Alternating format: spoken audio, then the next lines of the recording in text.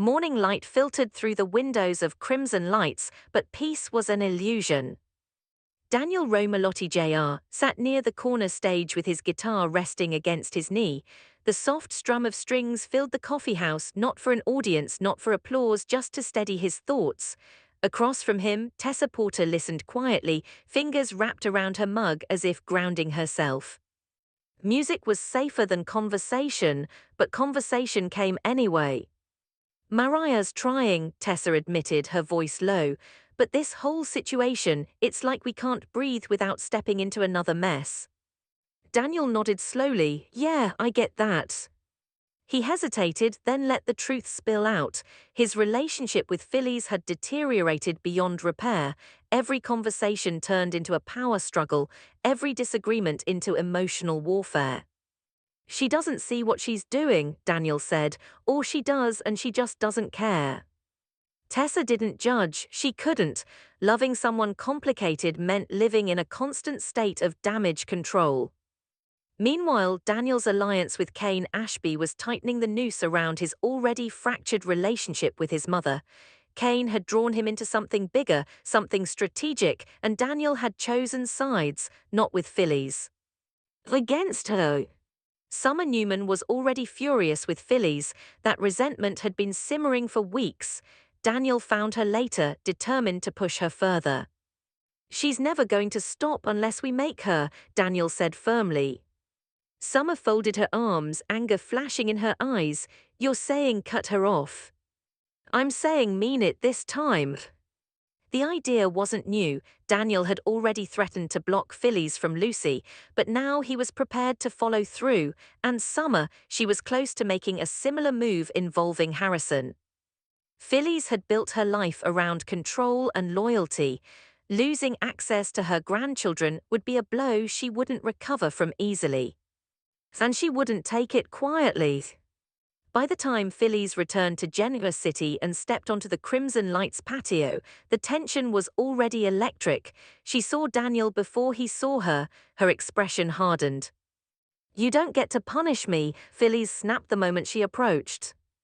Daniel stood his ground. I'm not punishing you, I'm protecting myself. The words landed like a slap. Voices rose, patrons pretended not to stare. Phyllis accused him of betrayal, of manipulation, of being influenced by Kane and everyone else who wanted to see her fall. I will never forgive you for this, she said, her voice trembling with rage. Daniel didn't back down. I'm done being collateral damage. Across town, the Newman ranch felt deceptively calm. Nikki Newman stood in the living room, relief washing over her as Victor finally walked through the door. He had left without warning, without details, without explanation. That wasn't new, but it didn't make it easier. Where were you? Nikki demanded, refusing to soften the question. Victor's expression was composed, unreadable, handling business.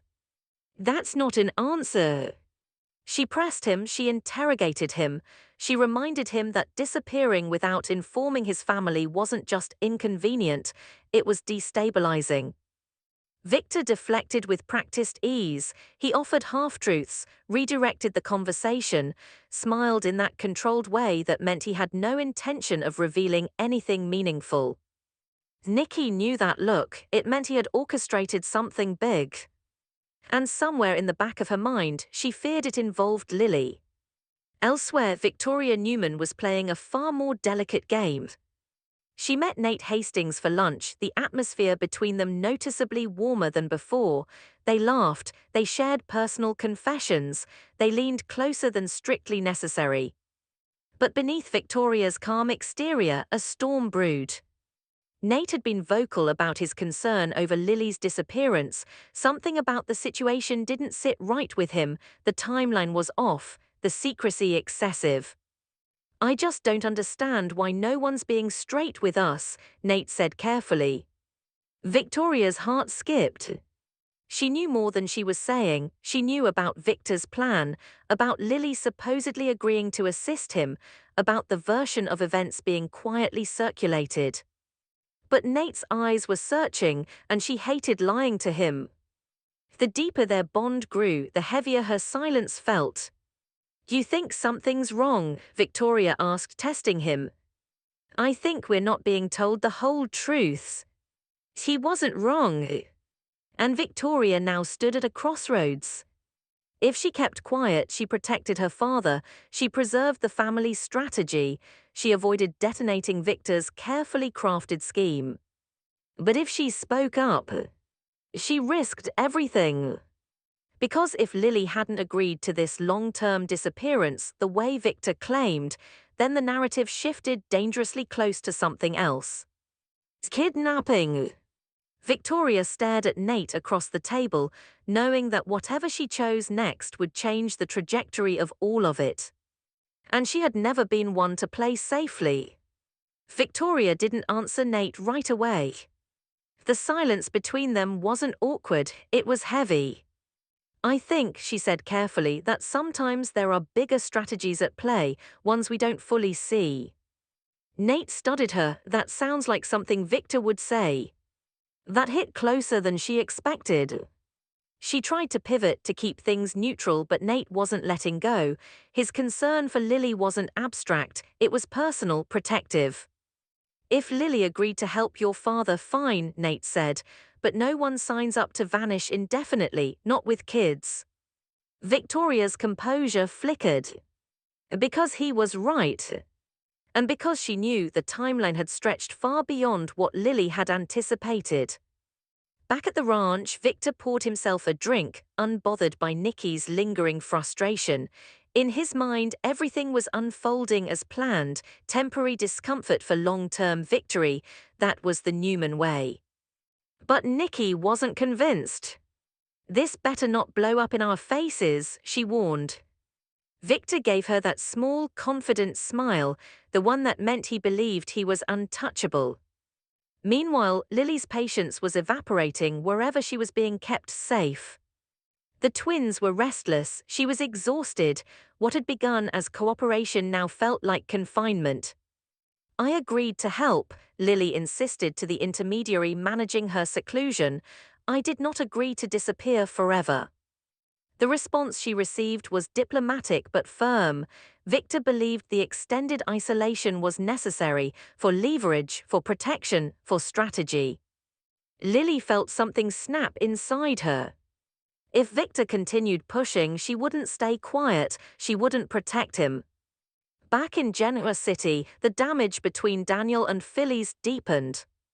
After their explosive confrontation at Crimson Lights, Phyllis retreated, but not in defeat, in fury.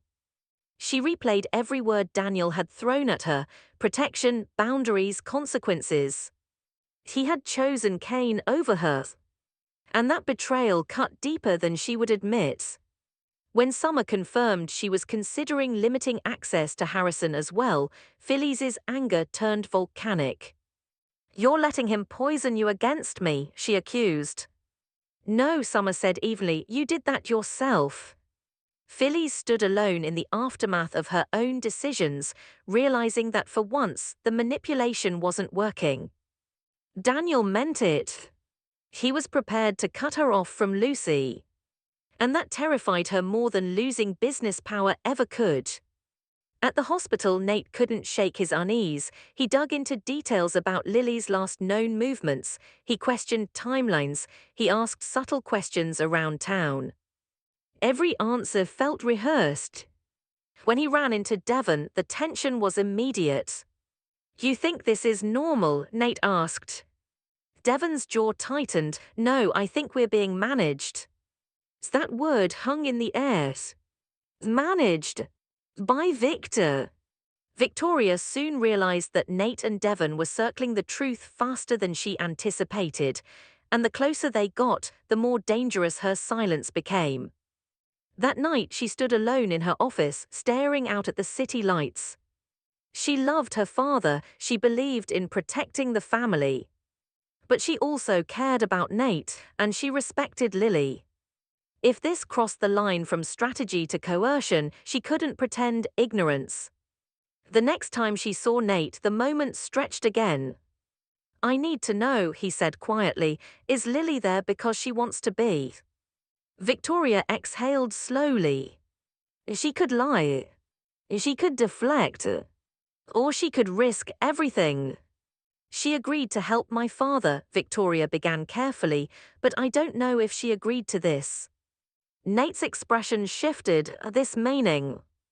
Being cut off this long. It wasn't a full confession. But it wasn't silence either. And it was enough. Because once doubt entered the narrative, it spread fast. Devon and Nate would push harder now. They would stop accepting controlled statements. They would demand proof of Lily's consent. Victor's controlled chessboard was developing cracks. Back at the ranch, Nikki sensed it. "You're losing control of the story," she warned Victor. Victor dismissed the concern. But even he understood one truth: if Victoria spoke out fully, the situation could spiral beyond even his influence. And Victoria was closer to that edge than he realized. As the night settled over Genoa City, alliances shifted quietly. Phyllis began considering retaliation. Daniel braced himself for fallout. Lily's frustration grew into quiet rebellion. Nate prepared to confront the Newmans directly. And Victoria stood at the center of it all, balancing loyalty against conscience. She had chosen to play with fire. Now the flames were spreading.